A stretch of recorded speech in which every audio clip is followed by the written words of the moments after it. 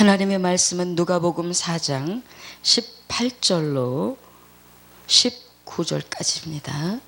18절로 19절까지 제가 봉독하겠습니다.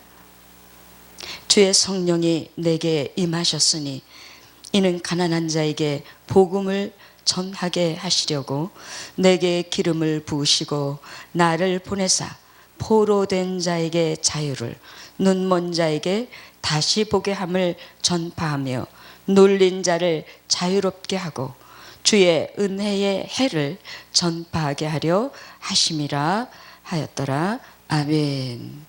오늘 하나님의 말씀의 제목은 은혜의 법 아래 사는 자의 행복이라는 제목으로 말씀을 나누겠습니다. 성경에는요, 두 가지의 법이 있습니다. 그 한 가지는 율법이라고 하는 법이고 또 한 가지는 성령의 법, 다시 말해서 은혜의 법입니다. 우리가 율법이라고 하는 것을 너무도 잘 알고 있죠. 근데 율법의 정의를 말한다면 율법은 죄를 깨닫게 하는 거예요. 죄를 우리에게 알려주는 존재죠. 그래서 율법을 몰랐을 때에는 우리가 죄가 뭔지를 잘 모르죠. 그러나 우리가 율법이 온 이후에 죄가 뭔지를 성경은 613가지로 우리에게 말씀을 하고 있습니다. 율법은 누가 줬죠? 네, 하나님의 산 시내 산에서 하나님이 모세에게 그 백성들과 함께 모여서 이 언약을, 약속을 받았습니다. 이 율례를 받았습니다. 이 율법을 받고 백성들은 네, 하나님 우리가 율법을 지키겠습니다 하고 약조를 했죠. 근데 이 율법의 그 기능은 뭐냐? 좀 전에 말씀드린 처럼 죄를 지적하고 우리에게 정죄를 하고 죄에 대한 그 결과, 죄를 지은 자에 대한 결과가 무엇인지 그 심판에 대해서 말씀을 하고 계십니다. 그래서 율법은 죄에서 우리를 벗어나게 하는 것이 아니고 죄가 무엇인가를 지적하고 죄로 인해서 오는 결과가 어떤 결과인가를 알려주는 그것이라는 거예요.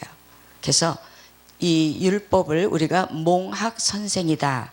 그래서 어린 아이에게 아이가 태어나면 죄가 뭔지 잘 모르잖아요. 그럴 때에 이 아이, 하나님 안에서 새롭게 태어난 우리 그리스도의 자녀들은 아직 어린 상태에 있을 때는 하나님의 말씀 구약이 필요한 거예요. 그래서 이렇게 하면 죄다. 이 죄를 지면 어떤 형벌을 받게 된다라고 하는 것을 가르쳐 줌으로 말미암아 죄를 두렵게 여기고 죄를 짓지 아니하도록 노력하는 것이 바로 율법의 기능이에요. 근데 율법의 특성이 있습니다. 율법 아래에 계속해서 머물러 있는 사람들의 그 특성은 뭐냐? 그 사람이 정죄를 하는 거예요. 다른 사람을 정죄하고 자기 자신을 정죄하는 거죠. 그러니까 율법의 기능이 우리에게 죄를 알려주기 위해서 너 이렇게 하면 죄야 하고 정죄를 하는데 그 정죄를 하는 그 율법을 내가 나한테 적용을 시키거나 아니면 다른 사람에게 적용을 시켜서 그 사람으로 하여금 정죄를 하는 거예요. 근데 이게 성경은 어떻게 말씀하고 있느냐면 정죄하는 것은 우리가 모세의 자리에 앉는 것과 같다 그랬습니다. 그렇죠. 네가 율법을 만든 사람인가? 제정한 사람인가? 그렇지 않다는 거죠. 그러면 우리가 형제를 판단하고 내가 나 자신을 판단하고 나를 판단할 때는 어떻게 돼요? 내가 죄의식에 빠지죠. 열등의식에 빠지고 우울해지고 슬퍼지고 때로는 죄로 인해서 죽고 싶은 생각도 드는 거예요. 그러니까 정죄는요, 사람을 죽이는 저주와 같은 겁니다. 무서운 것이죠. 그런데 우리가 이 정죄의 율법을 가지고 나도 안 되지만 다른 사람을 계속해서 정죄를 하는 거예요. 그러니까 여러분, 내가 율법 아래 있는가, 은혜 아래 있는가를 여러분 잘 자신을 판단할 수 있는 기준은 내가 다른 사람을 향해서 또는 나 자신을 향해서 내가 정죄를 하고 있는가, 그렇지 않은가라는 그것을 볼 때에 나는 어떤 사람인가를 알게 됩니다. 요한계시록 21장 8절에 보면은 두려워하는 자들과 믿지 아니하는 자들과 이렇게 하면서 쭉 나오는데, 그러한 사람들은 불과 영으로 타는 두 번째 사망인 둘째 사망에 해당한다고 그랬거든요. 그러니까 두려워한다는 것은 여기서 뭘 두려워하느냐면 율법의 정죄가 자기를 짓누르고 있을 때에, 자기를 포로되게 하고 자기를 옥에 가둘 때에 두려움을 갖게 되는 거예요. 그래서 이 두려움을 갖는 것은 그 사람은 여전히 어디에 있느냐? 율법 아래에 있기 때문에, 율법 아래에 있는 사람은 율법으로 인하여 심판을 받게 되는 겁니다. 그분에게는 은혜의 법이 적용되지가 않는 거예요. 그래서 이것이 우리의 삶 속에서 얼마나 중요한지 모릅니다.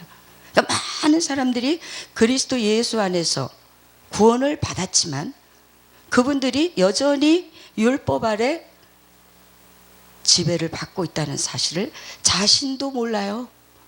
그러니까 그런 분들은 마음이 어둡고 근심, 걱정, 염려, 두려움이 있습니다.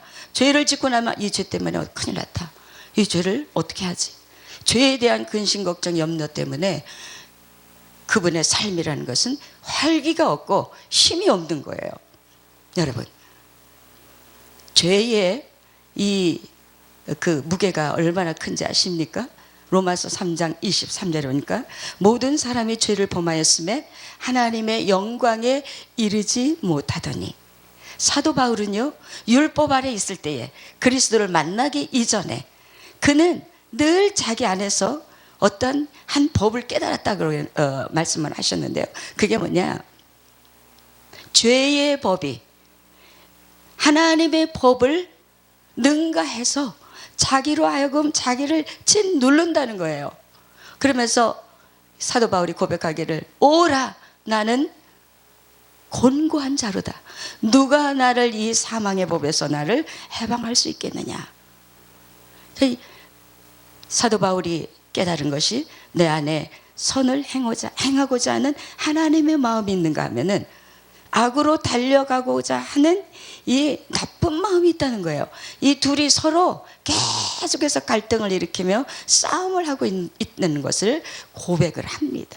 그러나 그 싸움은 멈추지 않았고 계속해서 사망으로 고통하며 괴로워하는 사도 바울의 과거에, 그가 사울로 있을 때의 그 모습을 로마서 7장 후반에서 말씀하고 있는 것을 우리가 알 수 있습니다. 그렇습니다.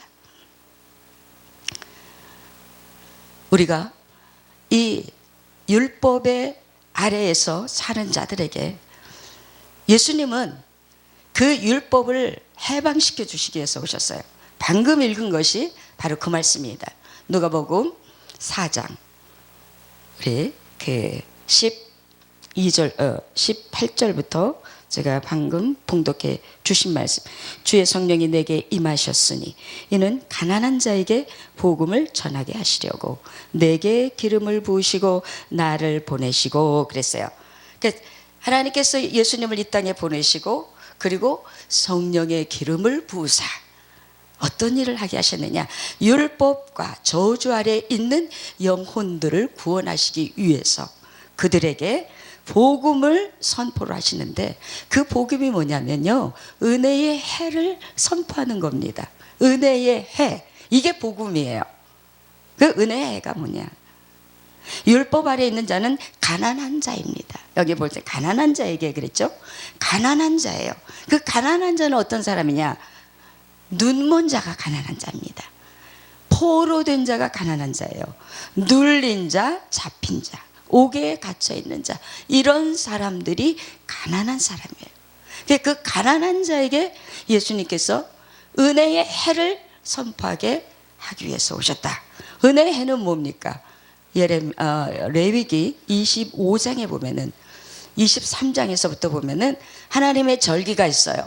하나님의 절기는 안식일부터 시작이 됩니다. 레위기 23장에 여호와의 절기는 이러하니라 하면서 첫째는 안식일이요, 두 번째는 유월절, 그 다음에 무교절, 세 번째는 초실절, 이게 봄절기죠.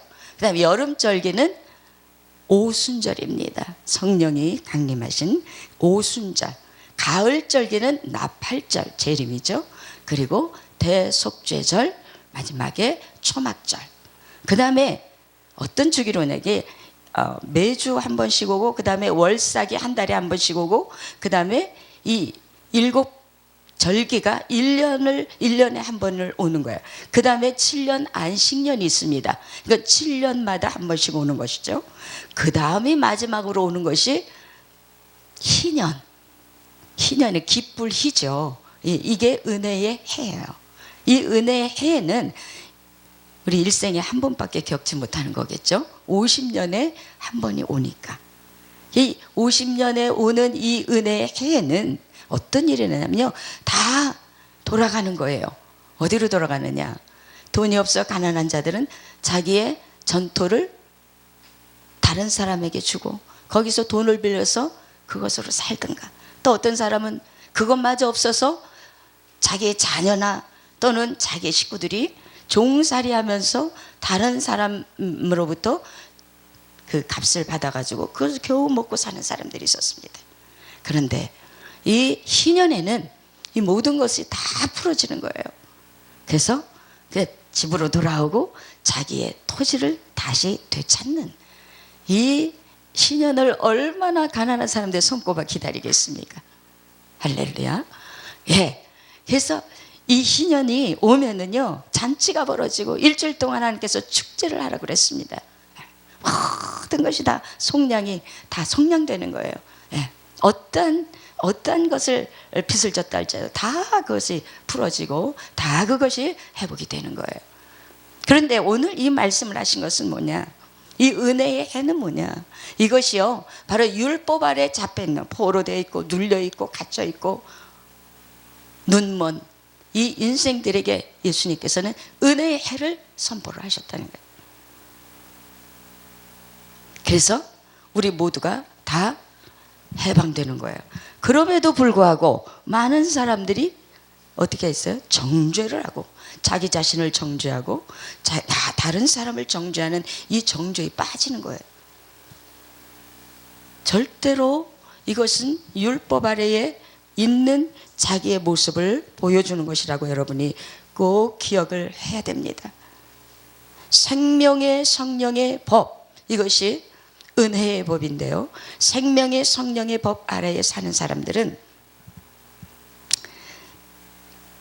이 우리의 생각이 바뀌는 거예요.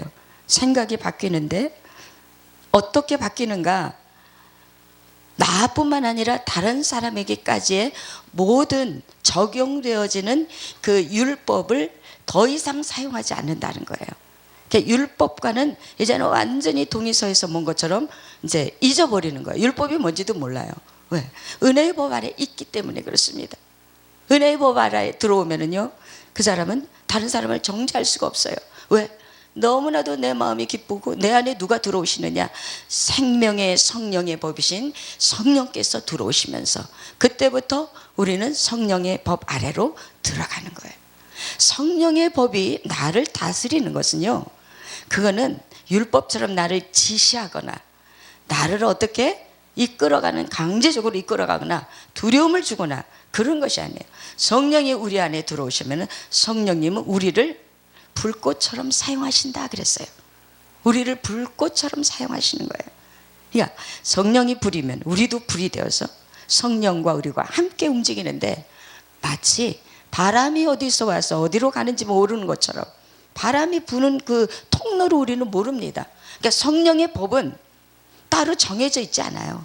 임의로 부는 거예요, 임의로. 그래서 성령이 오늘 내가 이 길을 가기를 원한다, 그럼 그게 법이에요. 그러니까 성령님을 따라가는 거죠. 내일은 내가 저 길로 가겠다, 그럼 그 길로 가는 것이 성령의 법입니다. 그 우리는 순종하고 가면 되는 거예요. 그러니까 성령의 법은 따로 정해져 있는 것이 아니라 그 은혜의 법은 항상 우리를 성령께 순종하면서 함께 걸어가는 것을 원하시는 거예요. 그러니까 성령이 우리에게 임하시면은요, 성령이 우리를 사용하실 때에 방금 말씀드린 불꽃처럼 사용하시는데 성령이 가는 곳마다 성령님은 홀로 일하시지 아니하고 우리와 동반자로서 동역자로서 우리와 함께 가기를 원하는 거예요. 그래서 성령님과 동행하기 시작하면은요 많은 열매를 맺게 됩니다. 우리는 책임이 없어요. 우리는 시키는 대로만 하면 돼요. 어느 날 성령께서 이런 말씀하십니다. 너는 앞으로 실패하지 않겠다. 너는 실수하지 않을 것이다. 만약에 네가 실수를 한다 할지라도 그 실수나 실패는 반드시 내가 뒤에서 합력의 선으로 만들겠다. 이게 은혜의 법 아래 있는 사람들입니다. 그래서 실패를 두려워하지 않게 되는 거예요. 왜? 뒤에 성령께서 우리의 모든 실수를 가장 귀하고 아름다운 모습으로 바꿔버리기 때문에 얼마나 우리는 신이 나는지 모릅니다. 제가 오래전에 양과 염소라고 하는 양과 목자라고 하는 그 책을, 아주 작은 얇은 책인데요. 그 책에서 여러 가지 재밌는 얘기가 많이 있습니다. 실제로 양을 키우면서 그 양의 습관, 양이 하는 그런 일들을 이렇게 자세하게 기록을 해서 예수님과 우리 사이의 그런 그 관계를 얘기를 한 그 책인데요. 제가 하나 기억나는 게 뭐냐면은 이게 여름 목장이 있고 겨울 목장이 있습니다. 여름 목장은 그 겨울 목장을 떠나서 봄에 이제 따뜻해지면, 날씨가 따뜻해지면 양들을 데리고 목자가 이제 어디로 올라가느냐면 그 풀이 있는 곳으로 가게 되죠. 때를 어느 때는 한 달, 어떨 때는 두 달. 그러니까 오랜 시간을 가서 풀이 있는 곳을 찾아서 계속 옮기면서 한 여름을 보내고 겨울에는 다시 목장으로 돌아오게 되죠. 그런데 길을 가면서 이 양들이 뭘 하느냐면은 목자의 뒤를 따라서 걸어가면서 뭘 하겠죠? 배설을 합니다. 뭐 시도 하고 응아도 하고 하면서 걸어가는 거예요. 그런데 겨울이 되어서 다시 돌아올 때는 그 풀이 양들이 배설한 배설물을 먹고 그 오던 길이 아주 무성하게 그 나무들이 풀들이 자라난다는 거예요. 그래서 이 양들은 다시 내려오면서 또 그것을 먹으면서 내려온다는 얘기를 그 목자 그 글을 쓴 분이 얘기를 하는 것을 보았습니다. 그래서 양들의 발자취는 황금 발자취다. 그렇게 얘기를 하더라고요. 맞습니다. 우리가 성령의 은혜의 법 아래에 딱 들어가면은 그때부터 우리의 발걸음 황금 발걸음이 되는 거예요. 누구도 우리를 실수하지 않게 하고 실수한다 할지라도 성령께서 그것을 아름답게 마무리하시는 놀라운 은혜의 법 아래 우리가 있기 때문에 우리는 우리의 삶을 절대로 두려워하거나 염려하지 않아야 됩니다. 하나님께서 우리의 삶을 책임지시고 우리를 이끌어 가신다는 것. 그래서 우리가 무엇을 누리느냐? 희년을 누려야 되는 거예요. 이것이 바로 복음이에요. 복음이 뭐 어떤 소식만 가지고 복음이 우리 삶 속에서 성령님과 나는 결코 내가 너를 정죄하지 않을 거야. 너는 절대로 정죄가 없다. 그러므로 그리스도 예수 안에 있는 자들에게는 결코 정죄함이 없나니 이는 그리스도 예수 안에 있는 생명의 성령의 법이 죄와 사망의 법에서 너희를 해방하였느니라. 아멘. 포로된 것, 감옥에 갇힌 것, 눌려있는 이 율법 아래 눌려서 지금도 두려워하고 내가 이런 죄를 졌는데 어떻게 하면 좋지? 회개하면 되죠. 주님께서 우리의 모든 죄를 다 이미 다 해결하셨는데 아직도 그 죄 문제 때문에 두려워하고 염려하고 근심합니까? 벗어나시기를 바랍니다. 우리는 이미 은혜의 법 아래 들어와 있어요. 여러분, 제가 그런 분들을 너무 많이 봤습니다.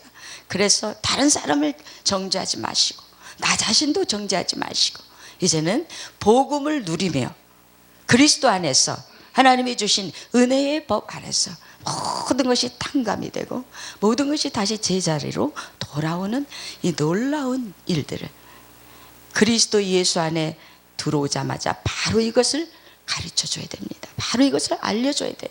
알려서 내가 율법 아래 있지 않냐고, 내가 하나님의 은혜의 법 아래 있다는 것을 그들로 알 때에 그들은 복음을 누리며 은혜의 법 아래서 그들은 희년의 기쁨을 맞이하고 정말 남은 생애가 주 안에서 아주 즐겁고 성공적인 인생을 마치게 될 줄을 믿습니다. 할렐루야. 기도하겠습니다.